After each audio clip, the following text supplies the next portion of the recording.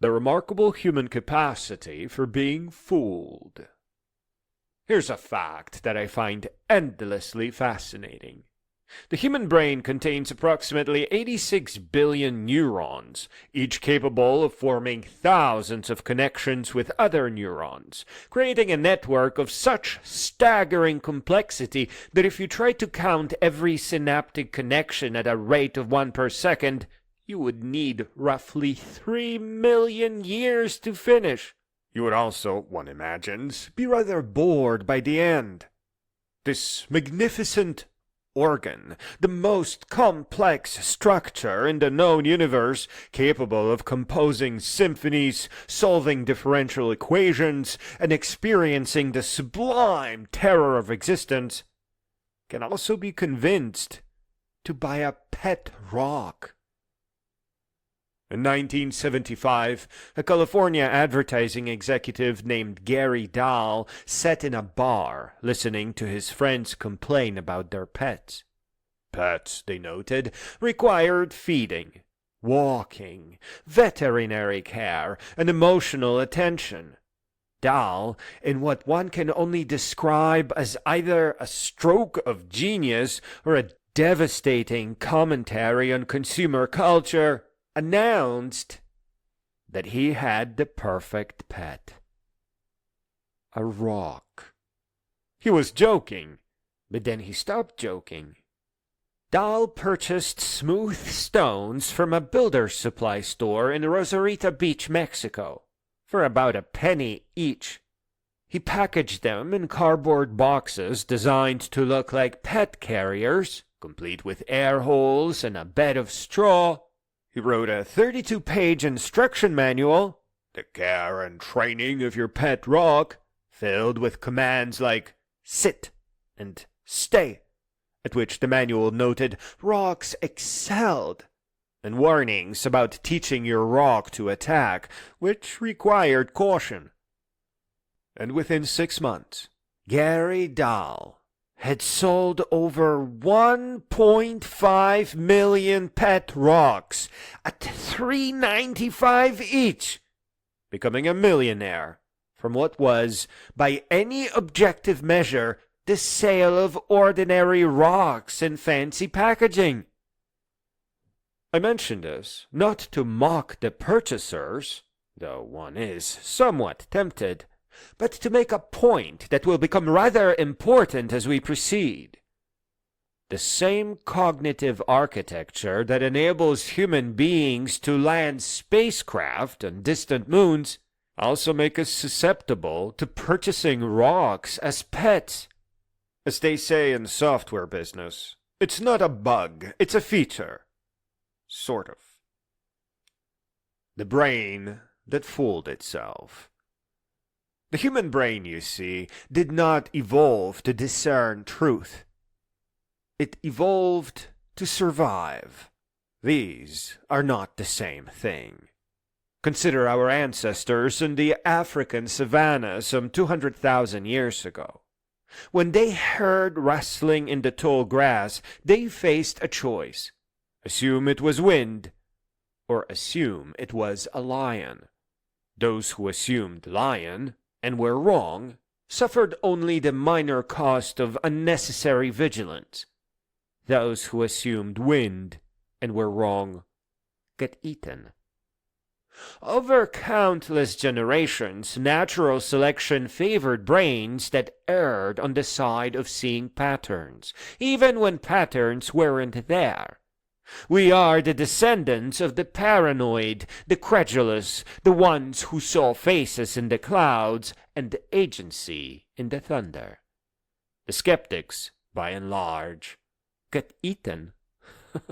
This is why we see faces in electrical outlets and hear meaningful messages when records are played backward. It's why we find almost impossible to believe that random events are truly random. Surely there must be some meaning to the fact that we thought of Aunt Edna just before she called. It's why conspiracy theories spread so easily. They offer patterns where official explanations offer only unsatisfying messiness of coincidence and incompetence. And it's why When a tobacco executive looked into a camera in 1994 and said, "I believe that nicotine is not addictive," millions of people found it easier to believe him than to accept the terrifying alternative that corporations would knowingly sell products that killed their customers. The alternative required accepting that the world was more dangerous, more corrupt, and more indifferent to human welfare than we wanted to believe. The lie was comforting. The truth was not. Our brains are not truth-seeking machines. They are survival machines, pattern-seeking machines, comfort-seeking machines. They can be taught to seek truth, but it doesn't come naturally. It requires a bumpkin like you're listening to right now. It requires effort, training, and a willingness to be uncomfortable. In short, it requires the effort of authentic education. A brief digression concerning the educational philosophy of the Prussian military. If you've ever wondered why schools look the way they do, why children sit in rows facing forward, moving in unison at the sound of bells, I'm afraid the answer is not terribly inspiring. In the early 19th century, Prussia, the German state that would eventually unify Germany, start 2 world wars, and give us both the kindergarten and the goose step, faced a problem. They had just been rather thoroughly thrashed by Napoleon at the Battle of Jena-Auerstedt in 1806, and they wanted to make sure it never happened again. Their solution was education reform. But not education reform in the sense of, let's help people think more clearly. Rather, education reform in the sense of, let's produce soldiers who follow orders without question and workers who show up on time. The Prussian system, which American educators like Horace Mann would later import to United States with great enthusiasm, was designed to instill obedience, punctuality, and the ability to perform repetitive tasks on command. Students were sorted by age, like products on an assembly line, trained to respond to bells, like factory workers or dogs, and taught to defer to authority, like soldiers. The system was, by its own standards, a magnificent success.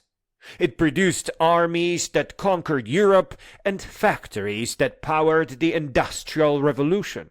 It also produced, less intentionally, populations that were remarkably susceptible to propaganda, nationalist fervor, and authoritarian leadership. When troublemakers, such as yours truly, ask why modern education seems so poorly designed to produce critical thinkers, the answer is uncomfortable but simple. It was never designed to produce critical thinkers. It was designed to produce obedient workers and compliant citizens. The fact that it still does exactly what it was designed to do is not a failure. It's a success. Just not a success for students. Thomas Midgley Jr. and the art of being impressively wrong.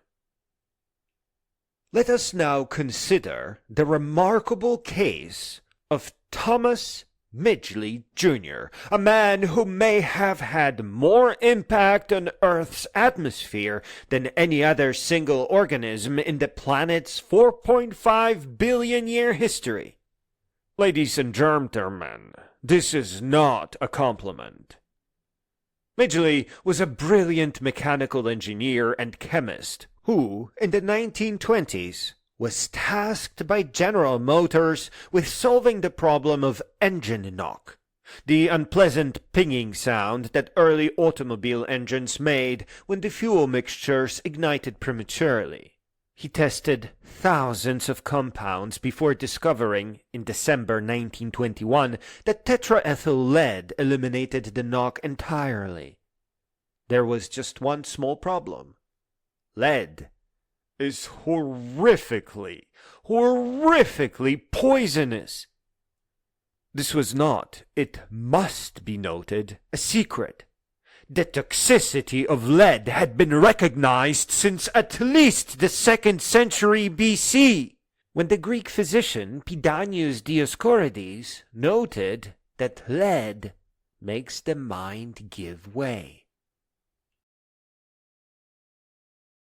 The Romans knew their lead pipes were slowly poisoning them, but kept using them anyway, in one of history's earliest examples of trading long-term health for short-term convenience.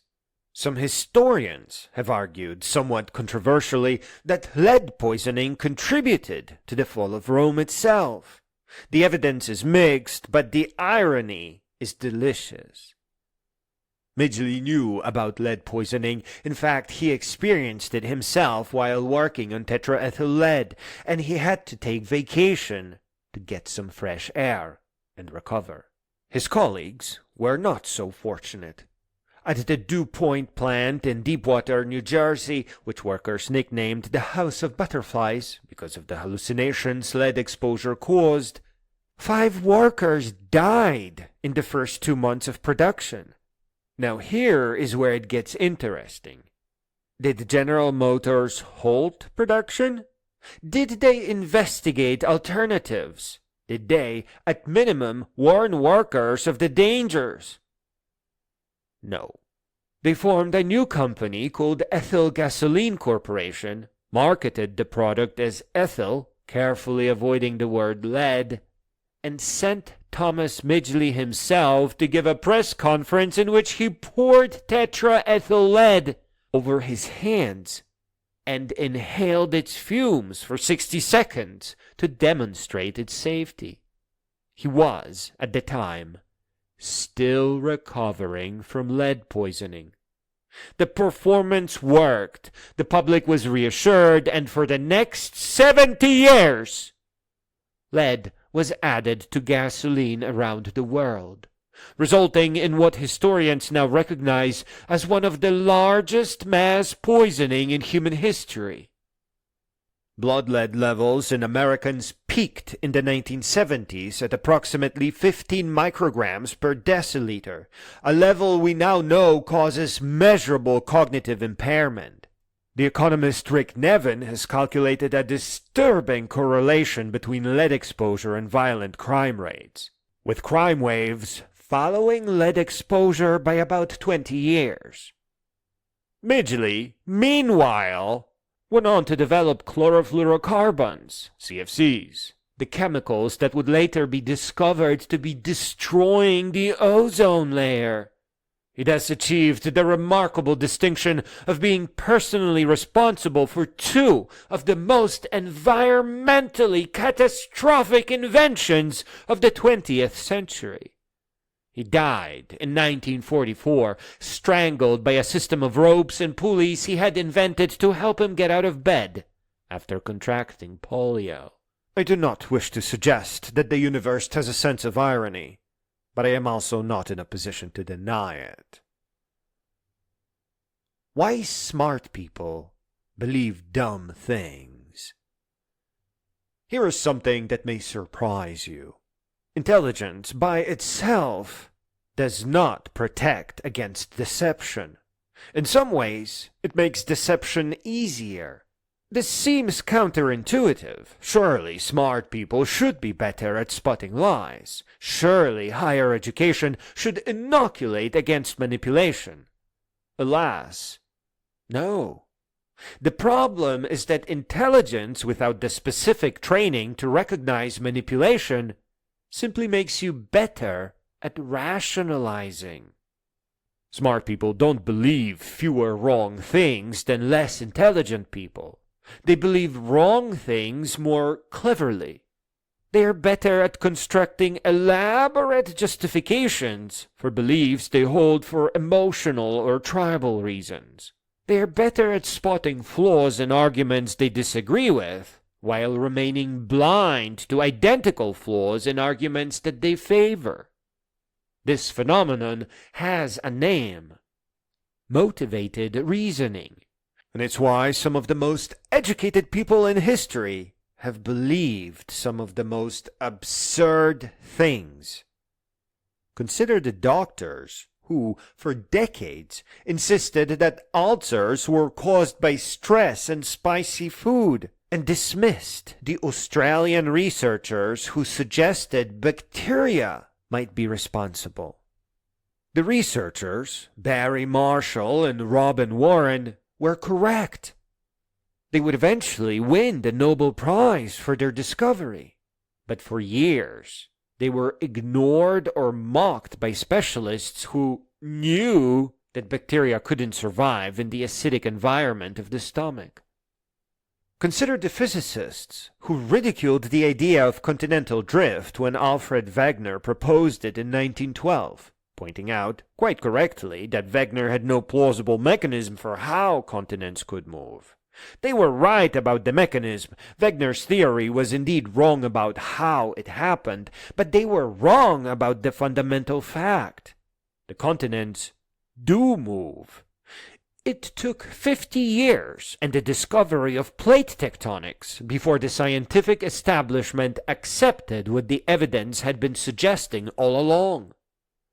Consider the economists who right up until 2008 insisted that the housing market was fundamentally sound and that sophisticated financial instruments had distributed risk so efficiently that a systemic crash was essentially impossible. These were brilliant people. They had PhDs from the finest universities. They had Nobel Prizes.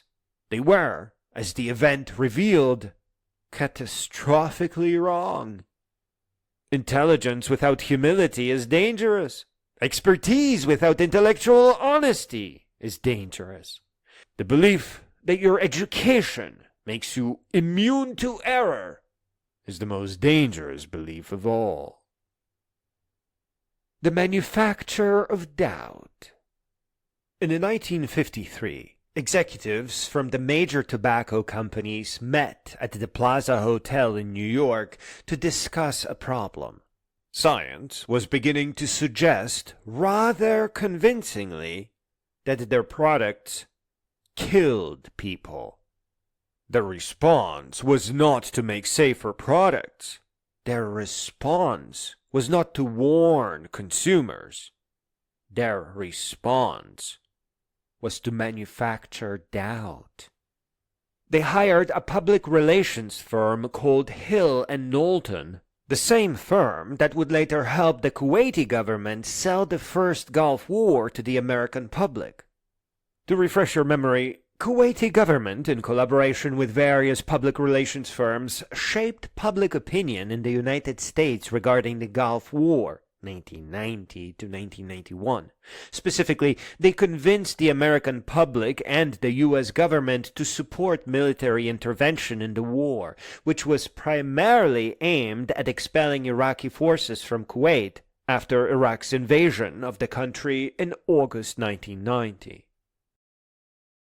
Hill and Knowlton, like a malevolent Forrest Gump, seems to appear at a remarkable number of pivotal moments in the history of deception. Their advice was simple. Don't try to prove cigarettes are safe. That's a losing battle. Instead, emphasize the uncertainty. Fund research that asks questions without answering them. Create scientific controversy where consensus exists. Doubt is our product, one tobacco executive would later write in an internal memo, since it is the best means of competing with the body of fact that exists in the mind of the general public. The strategy was devastatingly effective. For 50 years, the tobacco industry maintained the pretense of scientific debate on a question that was scientifically not debatable. Millions of people who might have quit smoking continued, reassured by the existence of controversy that was entirely manufactured. And here's the truly remarkable part. The strategy was so effective that it became a template. When the chemical industry faced questions about the safety of DDT, they used the tobacco playbook. When the lead industry faced questions about leaded gasoline, they used the tobacco playbook. When the pharmaceutical industry needed to minimize concerns about opioid addiction, they used the tobacco playbook. When the fossil fuel industry needed to delay action on climate change, they used the tobacco playbook. In some cases, they used the same consultants. This is not a conspiracy theory. This is documented fact. The internal documents are available. The same names appear across industries. The same strategies recur. The same language. The science is uncertain. More research is needed. We shouldn't rush to judgment. Echoes across decades and industries. The manufacture of doubt is an industry. It has practitioners, techniques, and a track record. And it works because our brains are not designed to handle it.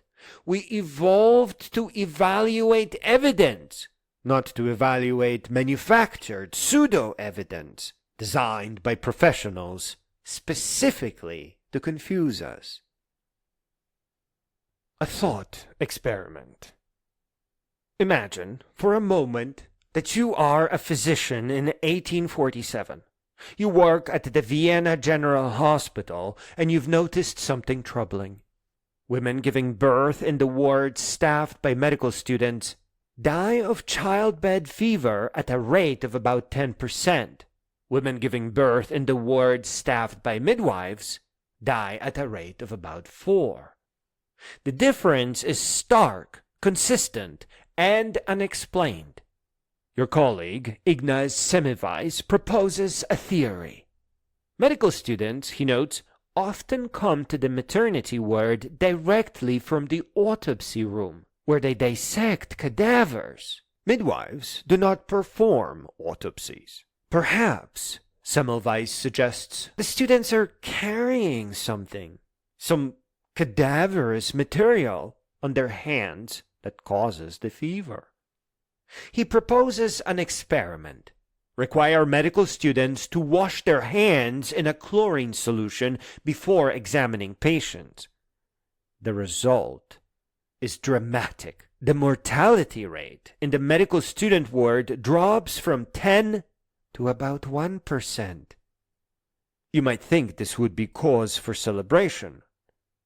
You would be wrong.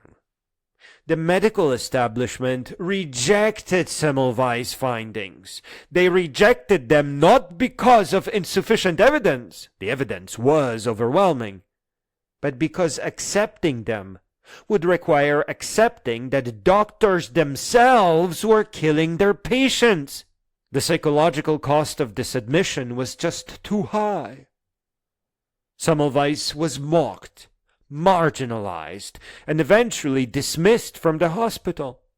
He grew increasingly erratic, obsessively writing letters accusing obstetricians of murder, and in 1865 he was committed to an asylum, where he died 2 weeks later, possibly beaten by guards. 20 years after his death, germ theory was established. The Semmelweis was vindicated. Hand-washing became standard practice. The lives saved are incalculable. I tell this story not because it's cheerful, it very much is not, but because it illustrates something important about how truth and institutions interact. The truth by itself is not enough.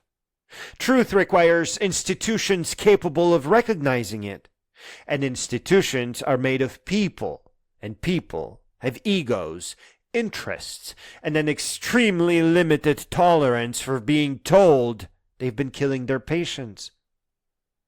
The same dynamic plays out today. Scientists who discover inconvenient truths about tobacco, about lead, about climate, about opioids, face the same institutional resistance Semmelweis faced. The details differ. The pattern persists. The peculiar optimism of the long view. At this point, you might be feeling rather depressed. I know I am. We have established that the human brain is not designed for truth-seeking, that education systems were designed to produce compliance rather than critical thinking, that industries manufacture doubt as a business strategy, and that even well-intentioned institutions resist inconvenient truths. It seems rather hopeless, doesn't it? And yet, here is the thing about hopelessness. It's usually wrong. Consider what we know now that we didn't know 100 years ago. We know that lead is poisonous, and we've removed it from gasoline and paint. We know that tobacco causes cancer, and smoking rates have plummeted. We know that CFCs destroy the ozone layer, and we banned them, and the ozone layer is recovering. We know that corporations lie, and we've created systems, imperfect, inadequate, but real, to hold them accountable. The Semmelweis of 1847 died in obscurity. The Semmelweises of today, the whistleblowers, the investigative journalists, the scientists who refuse to be silenced, have tools he never dreamt of. They have the internet, which makes suppressing information much harder. They have Freedom of Information Act requests, which pry documents from resistant institutions. They have litigation, which forces disclosure through discovery. They have access to powerful artificial intelligence. And they have each other, connected across the globe in ways that isolated truth-tellers of the past could not have imagined. The UCSF Industry Documents Library contains over 14 million pages of internal corporate documents, the smoking guns of countless deceptions, now available to anyone with an internet connection. The Climate Files database contains the evidence of what Exxon knew and when they knew it. The Monsanto papers revealed the ghostwriting, the manipulation, the systematic corruption of science. And just recently, a key paper was retracted as a result. These revelations happened not because corporations suddenly became honest, but because people refused to stop asking questions, because journalists refused to stop investigating, because lawyers refused to stop litigating, because scientists refused to stop researching. The arc of history does not bend toward justice automatically. It bends because people bend it. It bends because individuals, often at a great personal cost, insist on telling truths that institutions would prefer to suppress. What education could be. Let me propose something that might seem radical. Education could be different. Not just better in the sense of more effective at teaching students to pass tests. That's merely rearranging deck chairs in the Titanic. Different in the sense of serving a different purpose entirely. What if schools taught students how to spot manipulation?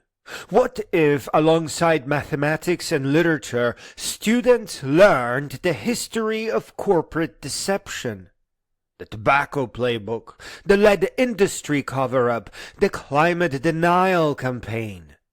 What if they emerged from school not just with knowledge, but with pattern recognition, the ability to see the same old tricks dressed up in new clothing?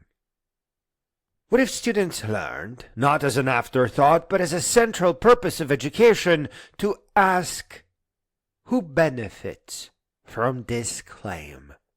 What evidence supports it? What would change my mind? What are the interests of the person making this argument? What if we taught children that doubt, real doubt, the kind that demands evidence, rather than the manufactured doubt that serves incumbent interests, is a virtue? That changing your mind in response to new evidence is not a weakness, but strength? That the most important words in English language might be, "I was wrong"? What if we taught moral courage? Not just ethics in the abstract, but the specific, practical courage that is required to speak up when everyone around you is silent. The courage Semmelweis needed and found. The courage that whistleblowers summon when they sacrifice their careers to expose wrongdoing. This is not a utopian fantasy. It's a design choice. We choose to build education systems that prioritize compliance. We can choose to build education systems that prioritize critical thinking. The fact that powerful interests prefer compliant citizens does not mean those interests must prevail. A final thought concerning rocks. Let us return for a moment to the pet rock. I confess that when I first learned about Gary Dahl and his geological pets, my reaction was mockery. How could anyone be foolish enough to buy a rock in a box? But the more I thought about it, the more my mockery seemed misplaced. The people who bought pet rocks were not fools. They were people who wanted a bit of absurdity in their lives, a bit of humor, a small rebellion against the dreary seriousness of adult existence. They were in on the joke, of course. They were buying not a rock, but a laugh. And by that standard, $3.95, you know what is a reasonable price. The real fools are not the people who bought pet rocks knowing that they were buying a gag gift. The real fools are the people who buy lies, sold as truths, who accept corporate assurance about product safety without skepticism, who believe manufactured doubt over scientific consensus, who mistake confident assertion for actual evidence. The pet rock buyers knew they were being silly. They were in on the joke. The question is, are we? When a pharmaceutical company tells us their opioid is safe, are we in on the joke? When an oil company tells us science is uncertain, are we in on the joke? When a chemical company tells us their forever chemicals are as safe as table salt, are we in on the joke? Or are we the marks? The difference between buying a pet rock and buying a corporate lie is that the pet rock seller never claimed to be anything other than what he was. He was selling absurdity, and everyone knew it. The corporation, by contrast, presents itself as a trusted authority, wraps its lies in the language of science, and denies deceiving you even as it picks your pocket. One transaction is honest silliness. The other is sophisticated fraud. Education, real, effective, authentic education, the kind that teaches you to think rather than what to think, is what allows you to tell the difference between the two. Conclusion. the view from here. We have, in this text, ranged rather widely. We have visited the African savannah and the Vienna General Hospital. We have met Thomas Midgley Jr. and Ignace Semmelweis. We have contemplated Petrarch and manufactured doubt. We have considered why smart people believe dumb things and why institutions resist inconvenient truths. Yet there is a thread connecting these disparate topics, and it is this: the human capacity for self-deception is matched only by the human capacity for self-correction. We are the species that invented lead gasoline, and the species that banned it. We are the species that created the tobacco industry, and the species that exposed it.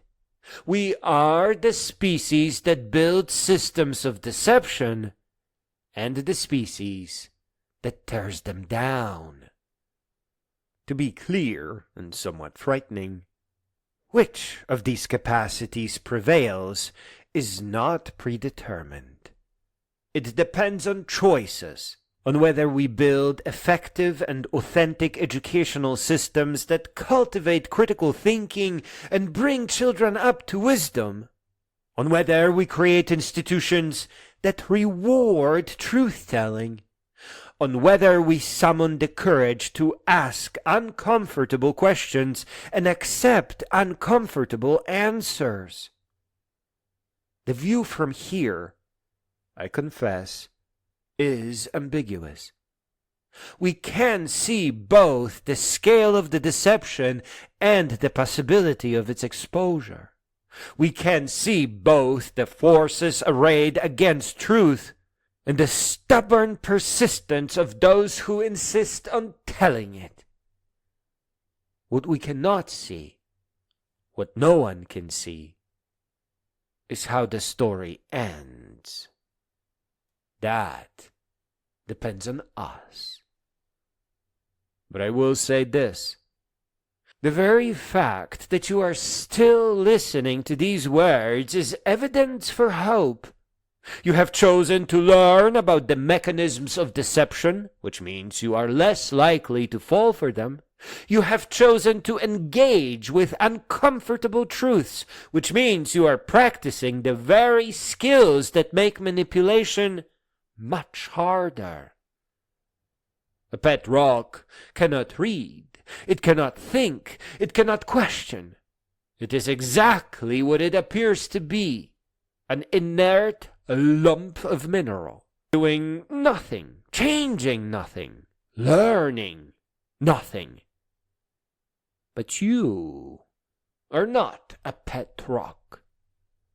You are a human being, heir to 86 billion neurons and 200,000 years of survival, and the accumulated knowledge of countless generations who did ask questions, who sought answers, and passed what they learned to those who came after. Use it well.